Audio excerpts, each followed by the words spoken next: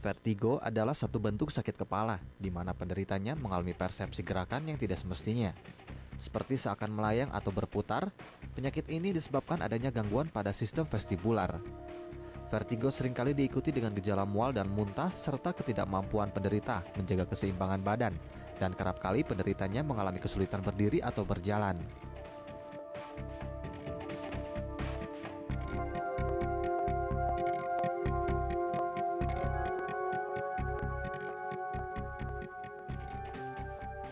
Ada beberapa tipe vertigo. Pertama, dikenal dengan vertigo objektif, di mana penderitanya merasa benda di sekitarnya bergerak.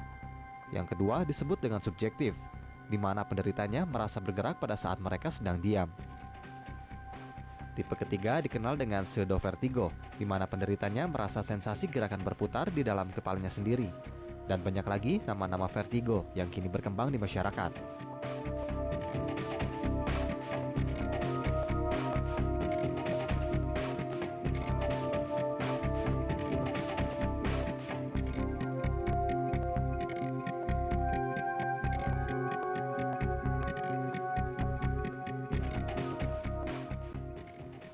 Lalu seperti apa penanganan yang baik untuk vertigo?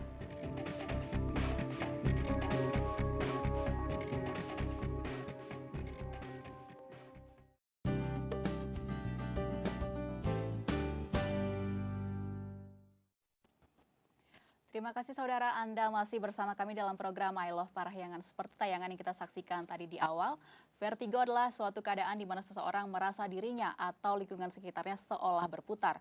Vertigo sendiri muncul akibat gangguan pada telinga dan otak dan juga dipicu oleh keadaan lingkungan.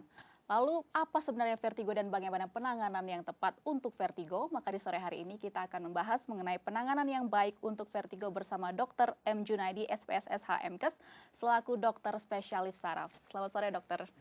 Ya, kalau tadi di tayangan awal dan juga tadi saya juga sudah menyebutkan mengenai apa itu vertigo. Nah, dari dokter sendiri, dari sisi medis, apa sih itu vertigo, dok? Ya, jadi sebenarnya vertigo itu seperti yang tadi sebagai pendahuluan ya. Jadi ada vertigo yang kita merasa berputar, lingkungannya diam, tapi ada juga yang kita diam tapi lingkungan berputar.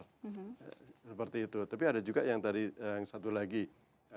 Jadi yang berputar-putar itu di dalam diri kita sendiri seperti itu. Tapi yang sering kita temui adalah kita merasa diam tapi lingkungan berputar. Seperti langit-langit mau runtuh, kayak gitu. Istilahnya itu pusing 7 keliling.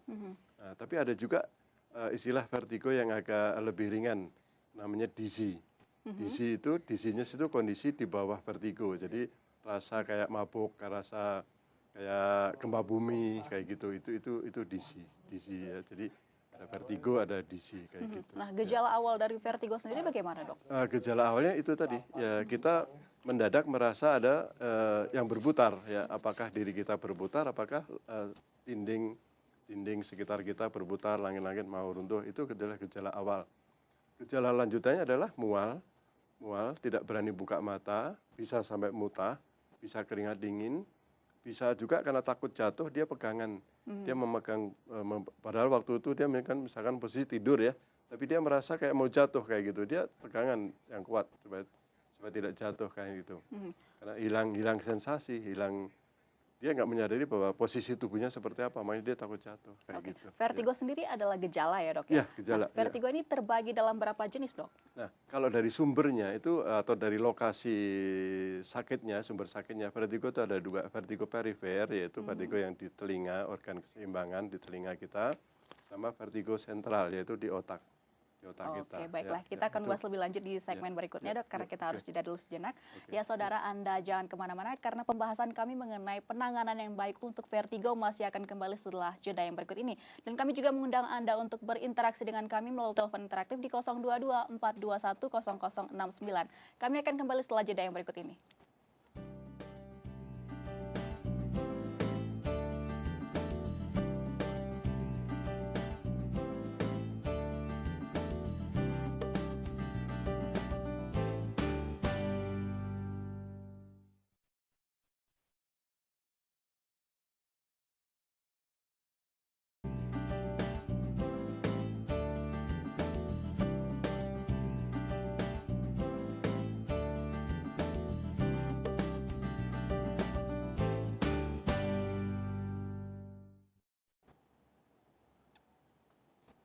Terima kasih saudara, Anda masih bersama kami dalam program My Love Parahyangan. Dan bagi Anda juga yang baru bergabung bersama kami, hari ini tema bahasan kita adalah penanganan yang baik untuk vertigo.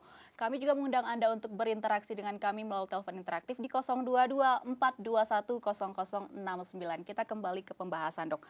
Kalau vertigo sendiri, yang usia berapa sih yang rawan sekali mengalami vertigo, Dok? Biasanya usia yang sudah 50 ke atas ya, usia-usia tertentu, usia yang aliran darahnya tidak bagus atau sudah ada gangguan pada telinganya. Jadi biasanya mereka begitu. Tapi kalau untuk vertigo perifer karena infeksi telinga itu bisa juga pada usia yang lebih muda.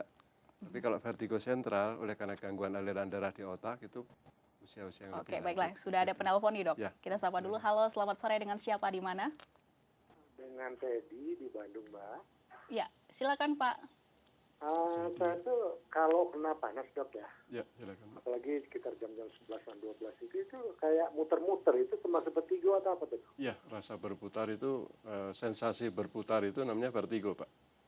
Oh iya, karena saya dikasih waktu itu sama dokter di puskesmas itu Ya. betaistin, betul Dok ya? Ya, itu antara lain. Betul, Obat, ya, antara lain itu betaistin, betul. Pak, kalau boleh Apa, tahu ada yang usia Bapak berapa ya? Masih muda Mbak, 60 Mbak. Oke. Ya. Ya. Iya. Ditunggu jawabannya ya, Pak. Boleh. Ya, terima kasih, Pak. Mbak ya. Yo. Bisa langsung ditanggapi ya, Dok. Jadi vertigo itu rasa atau sensasi berputar. Ya. Bisa yang berputar itu kita merasa diri kita berputar, sedangkan lingkungan sekitar kita diam, atau diri kita diam tapi lingkungan kita berputar. Itu adalah sensasi atau rasa vertigo itu seperti itu. Kalau vertigo sendiri ini penyakit bawaan atau enggak sih, Dok? Enggak, bukan. Bukan Jadi ya? pasti vertigo itu penyakit yang didapat ya. Bisa oleh karena itu tadi. Kalau ada gangguan di perifer, di telinga itu karena umumnya karena infeksi atau kondisi yang lain. Misalkan bisa juga perubahan lingkungan, ya, stres, pekerjaan.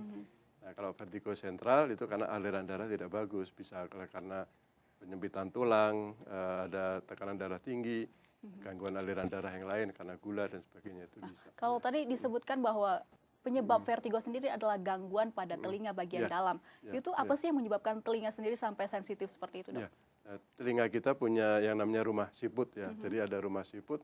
Di dalam rumah siput itu terdapat namanya cairan namanya endolimpa. Endolimpa itu di dalam endolimpa itu ada batu-batu kecil. Nah, batu-batu itu di sangga atau di atasnya sel-sel yang ada rambut-rambutnya. Nah, batu itu pada waktu dia menyentuh rambut-rambut itu akan mengirim sinyal ke otak kita. Jadi kita menyadari bahwa kita sedang duduk, sedang tidur, sedang olahraga, sedang posisi kepala atau posisi badan kita dalam kondisi apapun, si otak kita akan mengetahui. Nah, itu karena ada organ kanalis semisirkularis yang ini atau rumah siput itu tadi. Ya. Oke, sudah ada penelpon lagi. Ya, Kita ya. sapa dulu. Halo, selamat sore, dengan siapa di mana? Selamat sore Bu, saya Tata Warta di Bandung Bu. Pak Tatang Ya, ya, selamat silakan, sore Pak Pak. Tatang. Ini Dok, selamat sore Dok. Ya, selamat sore Pak. Saya bukan vertigo tapi sakit kepala, gimana Dok ya nggak sembuh-sembuh? Sakit kepalanya berdenyut Pak. Oh ya, kadang-kadang berdenyut, kadang-kadang keseluruhan. Saya hampir udah 20 tahun lebih Dok. Bagian depan, tengah, belakang, atau di bagian mana, Semua, Pak, sakit kepalanya? semua, Bu. Oke. Pindah-pindah nggak Pak? Pindah-pindah kadang-kadang di punuk sebelah kiri gitu Dok, kadang-kadang di pelipis gitu Oke. Dok. Rasa berdenyut ya Pak ya? Semuanya sakit. gitu, Nyanyautan gitu ya Pak, berdenyut. Dok. Ya sakit aja, nggak enak aja, nggak nyaman aja gitu Dok. Pegel, Sakit aja Dok gitu Dok, kepalanya gitu Dok, nggak nyaman Dok. kayak ditusuk, kayak dicubit, kayak diikat, Nggak nyaman aja Dok. nggak nyaman ya. Oke. Ya makan obat. 20 tahun itu tidak bertambah ya, tidak bertambah berat rasa sakitnya Pak. Tambah kurang sekarang Dok. Tambah kurang ya, Kurang jadi satu, alhamdulillah kalau berat tambah sekali kurang gitu, ya. Dok. Oke, Oke. jadi jadi Itu biasanya dirasakannya pada saat malam hari atau siang hari, gimana, Pak? Nggak tentu Dok, kadang-kadang bangun tidur gitu Bu. Oke, Kadang-kadang baiklah. bangun tidur. Ditunggu jawabannya, Pak. Ya, terima Iya, kasih iya. Pak Tatang. ya, oke. Bisa langsung ditanggapi. Ya, kalau keluhan seperti itu dan 20 tahun ya, dan sekarang makin membaik itu berarti bukan sesuatu yang serius. Ya, jadi Bapak tadi kan nggak bisa mendeskripsikan, nggak bisa menjelaskan apa sih sakit kepalanya, apakah dia nyeri kepala berdenyut, apakah nyeri kepala seperti ditusuk, apakah nyeri kepala seperti diikat, apakah nyeri kepala seperti ditindih batu, itu keluhan-keluhan seperti itu kalau ada deskripsi yang jelasnya itu kita bisa mencari lebih sumbernya apa penyakitnya kira-kira ke arah mana. Tapi kalau tidak jelas, cuma rasa tidak nyaman di kepala itu mungkin juga kalau misalkan Bapak itu diteliti lebih lanjut, dilakukan pemeriksaan untuk mencari sakit kepalanya mungkin normal semua. Jadi itu juga merupakan mungkin hanya keluhan psikogenik ya. Jadi lebih ke arah mungkin beban pekerjaan atau apa menimbulkan Bapak merasa kepalanya nggak nyaman. Tapi kalau dicari-cari enggak gitu. Dan sekarang ya alhamdulillah kan makin membaik ya, itu berarti berkurang rasa sakitnya. Iya, Oke, baiklah, tidak sudah ada serius. penelpon lagi Iya, nih dok. oke. Kita sapa dulu. Halo, selamat sore. Dengan siapa di mana? Tampaknya terputus. Ya, kita lanjutkan lagi Iya, dok. iya, Kalau iya. vertigo sendiri Iya. ada tingkatannya nggak sih dok? Iya, tingkatannya ya seperti penyakit yang lain ya, jadi ringan, sedang, berat. Jadi kalau ringan kita masih bisa berani buka mata, masih bisa ya sedikit aktivitas gitu. Tapi kalau yang berat kita nggak berani buka mata, pegangan yang kuat, mual, muntah, keringat dingin. Bahkan kalau misalkan serangan itu vertigo itu mendadak kita bisa jatuh. Karena nggak ada sensasi di otak kita, nggak ada sensasi keseimbangan itu kita nggak ada, hilang semua ya kita jatuh. Dan vertigo itu berbahaya di situ. Oke. Misalkan vertigo karena perubahan posisi kepala, kita sedang naik motor gitu, ada sesuatu atau dipanggil atau apa, kita noleh jadi. Begitu jadi, kita nggak bisa mengendalikan diri, jadi motor kita kemana aja. Jadi itu yang berbahaya. Demikian juga kalau kita melakukan kegiatan olahraga panjat tebing, misalkan vertigonya datang, atau ibu rumah tangga sedang masak tahu-tahu ada vertigo datang, itu juga berbahaya. Kita bisa langsung jatuh, jadi bisa kena yang membahayakan diri kita, kena kompor, kena air panas dan sebagainya. Oke, kayak baiklah. gitu. Nanti dokter bisa menjelaskan lebih lanjut ya iya, bagaimana oke, penanganan yang baik, iya. karena kita harus jeda dulu Iya, sejenak. oke. Dan saudara, Anda jangan kemana-mana, karena dialog kami mengenai penanganan yang baik untuk vertigo masih akan kembali setelah jeda yang berikut ini. Dan kami juga mengundang Anda untuk berinteraksi dengan kami melalui telepon interaktif di 022-421-0069. Kami akan kembali setelah jeda yang berikut ini.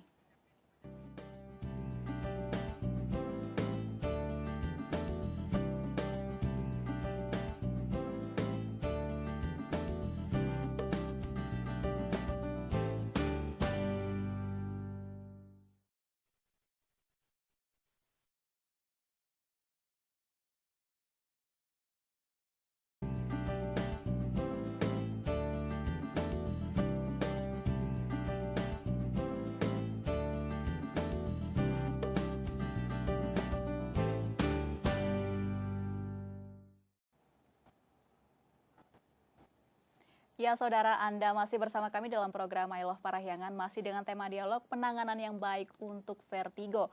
Kami juga mengundang Anda untuk berinteraksi dengan kami melalui telepon interaktif di 022-421-0069. Dok, jadi penanganan yang tepat untuk vertigo ini bagaimana sih? Namun jangan dulu dijawab karena sudah ada penelpon nih. Kita sapa dulu. Halo, selamat sore. Dengan siapa di mana? Selamat sore, dengan Asep. Halo, dengan siapa, Pak? Asep. Pak Asep. Pak Acep. Iya. Oke, silakan Pak. Iya dok, Ya, silakan Pak. saya kemarin hari Sabtu sporing telinga ya. Membersihkan Nah, telinga. kenapa saya jadi vertigo dok tuh? Ya, bisa. Membersihkan telinga ya Pak. Betul. Ya, oke, bisa, ya. Betul ya Pak. Gimana caranya berarti ini Pak, obatnya Pak? Ya, kalau memang penyebabnya timbul akibat saat membersihkan telinga, memang di lubang telinga kita itu banyak sel-sel saraf yang sangat peka ya. Jadi kalau Bapak menyentuh lubang telinga itu, kena sarafnya itu bisa menimbulkan sensasi muter, bisa bahkan bisa tensi bisa turun Pak. Jadi tensi bisa turun, bahkan bisa kayak jatuh kayak mau pingsan seperti itu. Gitu. Jadi penanganannya ya tentu membersihkan telinganya harus pelan-pelan atau dalam posisi duduk atau seperti itu Pak, supaya Bapak tidak. Iya. Dan sekarang masih ada sedikit kok dari hari Sabtu tuh. Dari hari Sabtu Pak ya. Oke. Oke. Ada lagi Pak Asep? Ya, makasih. Ya, Ya, masih. terima kasih Pak Asep. Mungkin bisa langsung Ya, ditanggapi dok. jadi memang organ telinga atau liang telinga kita itu oleh Yang Maha Kuasa itu diberi kepekaan tertentu, sehingga kalau ada benda yang mau masuk ke situ itu kita merasakan sensasi yang berbeda kayak gitu ya. Jadi misalkan ada kuman, bukan kuman atau binatang kecil mau masuk telinga kita, kan kita pasti merasa ya.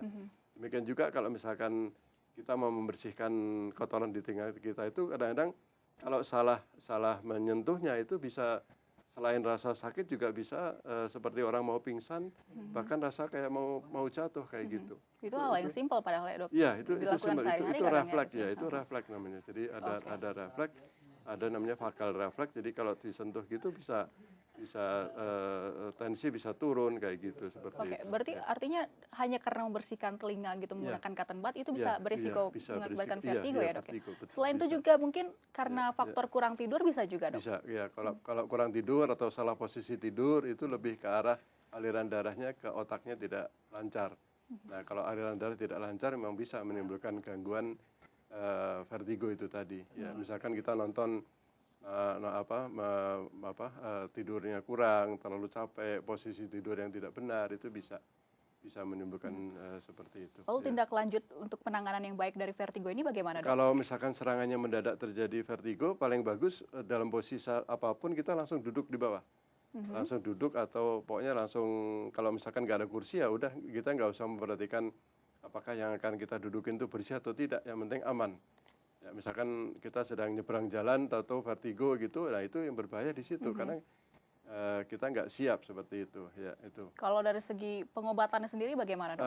Obatnya tergantung kausa namanya ya, apakah penyebabnya dari telinga ataukah penyebabnya dari aliran darah di otak yang kurang lancar. Misalkan kayak tadi penyebabnya misalkan karena posisi tidur yang salah. Nah, asal kita memperbaiki posisi lehernya lurus, aliran darah bagus, vertigonya hilang.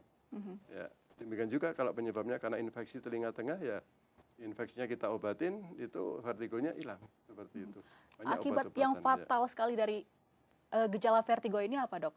Terutama kan kita harus mengantisipasi apabila ada seseorang yang mengalami vertigo saat dia sendirian, apa yang harus dilakukan itu dok? Ya, kalau misalkan sendirian sedang nyetir mobil atau mengendarai motor gitu, kalau ada serangan paling bagus minggir, berhenti ya. Kalau sedang naik mobil ya berhenti, minggir, dia tiduran, tenangkan diri kayak gitu. Tapi kalau sedang naik motor ada serangan gitu, langsung minggir, dia langsung cari tempat untuk duduk. Itu yang paling aman. Karena Mencoba dia, untuk relax dulu iya, ya. Oke. karena dia nggak bisa menguasai diri. Vertigo itu kalau sedang terjadi kita nggak bisa menguasai diri, apalagi kalau berat ya. Kita kan sensasinya muter, kita nggak berani buka mata. Itu sangat berbahaya untuk diri sendiri maupun orang lain. Jadi pertolongan pertama ya cari tempat aman. Ya, kalau berdiri langsung duduk, kalau sedang masak juga cari tempat duduk kayak gitu. Oke. Gitu, ya. Yang harus dihindari dari penderita vertigo sendiri bagaimana? Itu tadi ya tergantung dari penyebabnya kan. Misalkan kalau penyebabnya posisi tidur yang salah ya kita jangan tidur dengan bantal yang tinggi atau tidur sembarangan kayak gitu ya. Kalau misalkan penyebabnya dari infeksi telinga ya kita perbaiki, kita obatin infeksi telinganya itu. Kalau bisa, dari ya. segi makanan sendiri apakah ada Kalau pantangannya, Dok? makanan yang berhubungan dengan vertigo paling makanan yang menimbulkan gangguan aliran darah, misalkan makanan yang kolesterol yang mempersempit aliran darah ke otak kayak gitu, itu ada hubungannya dengan cara itu ya, dengan makanan-makanan yang kolesterol kayak gitu. Jadi tergantung penyebabnya. Ada kaitannya dengan Ya. penyakit stroke juga nih dok? Ya, vertigo itu beberapa orang mengatakan bahwa vertigo itu adalah lampu kuning. Lampu merahnya stroke. Lampu kuning kan terjadi gangguan aliran. Ya, alirannya tidak lancar, timbul vertigo. Kalau sampai berhenti ya namanya stroke. Kayak gitu. Jadi vertigo bisa merupakan awal terjadinya stroke ya, seperti itu. Oke dok, mungkin ada pesan nih untuk masyarakat apa yang harus dilakukan agar terhindar dari vertigo ini? Ya, jadi kita harus menjaga kondisi tubuh kita. Kita mengetahui penyebab vertigonya apa, dan dari situ kita bisa menjaga diri. Ya. Kalau memang kita punya pengalaman vertigo, dan setelah kita berobat itu gangguannya adalah dari gangguan aliran darah, kita sudah harus siap-siap. Misalkan kalau sedang masak, sedang mengendarai kendaraan, kalau serangan itu muncul, kita harus tahu apa yang harus kita lakukan. Kayak gitu, itu yang paling bagusnya. Biasanya berapa lama sih dok seseorang ini terserang vertigo? Tidak sama, ada yang sebentar, jadi ada yang berlangsung dalam hitungan detik, tapi ada juga yang sampai menit kayak gitu. Itu makin lama gangguannya itu makin serius kayak gitu. Terus berapa lama atau misalkan ini, ada orang yang kena vertigo sehari sekali atau 3 hari sekali, dan itu bisa berlangsung berbulan-bulan atau bisa berlangsung lama kayak gitu bisa. Yang Untuk paling vertigo. akut dari vertigo ini apa dok? Kalau yang berbahaya itu ya itu tadi kalau sampai timbul gangguan dari aliran darah ke otaknya itu tadi. Ya, atau kalau yang jarang itu vertigo karena tumor, misalkan tumor di saraf nomor 8 itu kalau ada tumor di situ menekan gitu bisa timbul sensasi vertigo juga. Tapi itu jarang ya. Tetapi untuk penderita yang menderita vertigo berbulan-bulan ini bisa diobati juga ya, Bisa Dok? diobati juga. Ada peluang untuk sembuh Iya, juga ya? yang penting ngerti kausanya, ngerti penyebabnya. Oke, Itu yang untuk paling pokok. penanganannya sendiri apakah obat atau harus ada terapi atau Ya, terapi operasi? bisa, iya, terapi bisa, operasi bisa, obat juga bisa ya. Jadi ada terapi tertentu, ada metode-metode tertentu dengan perlakuan tertentu, kepala kita distabilkan, telinganya stabil kayak gitu, itu bisa. Ya, jadi bisa dengan fisioterapi, bisa dengan obat-obatan. Kalau misalkan penyebabnya dari tumor ya kita untuk operasi kayak gitu. Ya. Lalu bagaimana seseorang bisa membedakan bahwa dia mengalami sakit kepala, migrain atau vertigo itu bagaimana, Kalau Dok? migrain itu nyeri kepala berdenyut sebelah. Jadi nyeri kepala berdenyut sebelah. Lama serangan minimal 4 jam. Ya, bisa sampai 3 hari yang namanya status migrain. Berdenyut terus sampai 3 hari itu ada, itu berat, itu namanya migrain berat. Tapi kalau migrain yang biasa itu minimal 4 jam. Tapi kalau dia nyeri kepala berdenyut pindah-pindah itu bukan migrain. Nyeri kepala yang hanya berlangsung sementara beberapa detik itu misalkan berdenyut sebelah hilang itu juga bukan migrain, itu nyeri kepala biasa. Jadi Yang vertigo? kalau vertigo itu nyerinya itu berputar. Ya, jadi sebenarnya tidak sakit kepala sih, rasa atau sensasi berputar seperti itu ya. Iya. Nah, Dok, kalau tadi dokter mengatakan bahwa orang yang rawan mengalami vertigo adalah yang berusia 50 tahun ke atas. itu untuk Lalu bagaimana vertigo jika sentral. seseorang katakanlah dia seorang siswa, terus dia main komputer lama di depan layar komputer lalu tiba-tiba itu bisa. dia seolah-olah Ya berkunang. bisa. Jadi kalau matanya capek, gangguan atau sensasi dari mata itu bisa menimbulkan vertigo juga. Bisa menimbulkan, jadi ada gangguan mata yang namanya nistagmus, gerak mata karena dia main game, dia mengikuti gerakan yang ada di layar itu bisa menimbulkan sensasi ke telinga, jadi timbul vertigo. Ya. Demikian juga kalau salah posisi, misalkan dia sedang nyeri sendi, nyeri otot, itu juga bisa menimbulkan rasa vertigo juga. Jadi Lalu efek dari vertigo ini kemana saja, Dok? Yang paling berbahaya kalau efek lanjutannya ya, vertigonya sendiri kan dia nggak bisa kontrol diri. Nah, berbahayanya adalah kelanjutannya, dia sedang apa misalkan gitu. Kalau dia sedang nyebrang sungai, tahu-tahu vertigonya kambuh kan bisa berbahaya juga. Atau dia sedang nyebrang jalan, vertigonya kambuh juga berbahaya. Berarti itu bisa menyebabkan kematian juga ya? Bisa jadi ya, Dok, bisa ya? sampai ke hal yang serius ya, sebetulnya bisa kayak gitu. Oke. Mungkin ada nyambung juga dengan seseorang yang menderita anemia kayak ya, Dok ya? Anemia atau kurang darah, aliran darahnya tidak bagus karena jumlah darahnya kurang, itu tentu bisa menimbulkan vertigo juga. Karena kan aliran darah yang lancar, jadi organ-organ jadi bagus. Kalau dia kurang darahnya nggak nyampe ya timbul vertigo juga. Seperti itu. Oke, terakhir Dok, himbauan dari dokter agar masyarakat hidup sehat sehingga terhindar dari vertigo nih, Dok. Jadi jaga telinga, jaga infeksi telinga terutama. Jadi jangan biarkan infeksi telinga itu berlanjut. Itu kalau untuk vertigo perifer. Kalau untuk vertigo sentral, jaga aliran darah dari leher ke otak kita tuh tetap lancar. Ya, jadi jangan sampai salah posisi tidur dengan leher yang tertekuk atau apa seperti itu. Ya, Oke, baiklah. Terima kasih Dr. Junaidi telah meluangkan waktu dan berbagi informasi dengan kami. Semoga bermanfaat bagi kita semua. Dan saudara, Anda jangan kemana-mana karena setelah ini kami masih memiliki beberapa informasi menarik lainnya. Jadi tetaplah dalam program I Love Parahyangan.